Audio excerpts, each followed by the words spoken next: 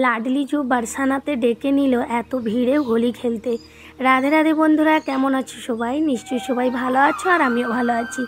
তো দেখো, আমরা বারসানাতে এসেছিলাম হোলি খেলার জন্য। তো লাডলিজু কৃপা করেছে আমাদের দিকে বারসানাতে হোলি খেলার জন্য। তো আমরা হোলি খেলতে এসেছি। তো এটা হচ্ছে হোলি খেলা বারসানাতে যেই দিন হোলি খেলা হয়েছিল।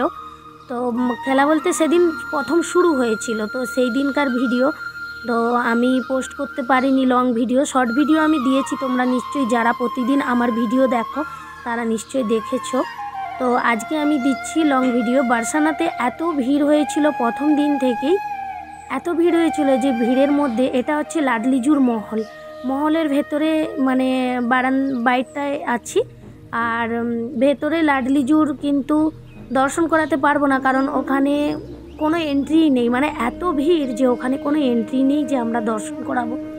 তো এই জন্য দর্শন করাতে পারছি না। তো বাইরটাই দর্শন করো।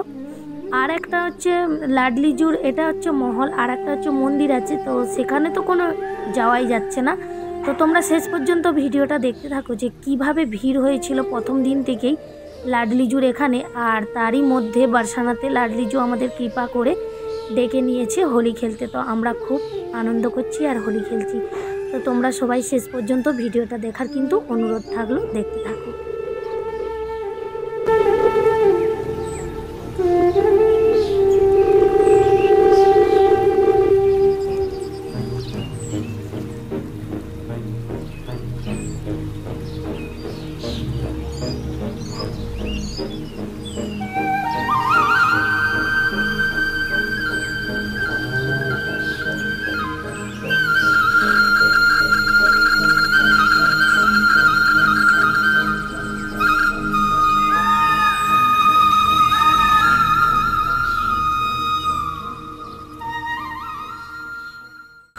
তারপর রাস্তায় যেতে যেতেই এই যে লাডলিজুর জন্য সিঙ্গার নেব। তো এখানে একটা নিয়ম নয়, এটা লাডলিজু বলেইছে ভক্তের মাধ্যমে যে এখানে লাডলিজু শুধু বিরাজমান করে না, এখানে কিন্তু শ্যামসুন্দর বিরাজমান করে। তো লাডলিজুর জন্য যদি কেউ কিছু নিয়ে যায় তার সাথে কিন্তু শ্যামসুন্দরেরও নিয়ে যাওয়া দরকার, না হলে কিন্তু লাডলিজু খুব অভিমান করে। কারণ যেই হোক না কেন, কোনো স্ত্রীর জন্য যদি কেউ কিছু নিয়ে আসে, তার স্বামীর জন্য যদি না নিয়ে আসে, তাহলে তো সেই স্ত্রীর একটু অভিমান হবে এবং নিজেকে ছোট মনে হবে।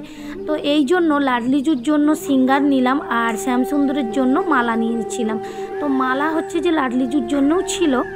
তো শ্যামসুন্দর এবং লাডলিজুর জন্য দুজনের জন্যই ফুলমালা আর লাডলিজুর জন্য সিঙ্গার নিয়েছিলাম, কারণ মাতা রানীকে সিঙ্গার অর্পণ অবশ্যই কিন্তু আমাদের করা দরকার। তো একটাই দুর্ভাগ্য বলাটা হয়তো ভুল হবে।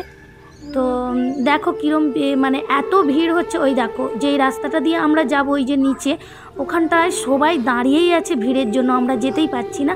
আর এতটাই মানে কি বলবো, হয়তো নসিবটাই আমাদের খারাপ যে আমরা বারসানার এক ধারটা দর্শন করতে পারিনি। তো এখানেই একটা গাছের গোড়ায় লাডলিজুকে স্মরণ করে, আর আমার সাথে বাল রাধারানী ছিল লাডলিজু, তার কাছে সিঙ্গারটা অর্পণ করেছি। কিন্তু একটা আশ্চর্য বিষয় যে সিঙ্গারটা কিন্তু মা হচ্ছে যে গ্রহণ করেছে, মানে লাডলিজু কৃপা করে গ্রহণ করেছে, তার আভাসও কিন্তু আমরা পেয়ে গেছি। তো তার জন্য খুবই আনন্দিত। আর সত্যিই আমরা খুব ভাগ্যবান যে লাডলিজুর কৃপা আমাদের উপর সবসময় কিন্তু বর্ষণ হয়, এমনকি সবার উপরেই হয়। তো বৃন্দাবনে যারা প্রবেশ করো, একটু যারা বৃন্দাবন চলে এসেছো, হ্যাঁ, তারা ভেবে নিবে যে লাডলিজুর কৃপা কিন্তু তাদের ওপর হয়ে গেছে।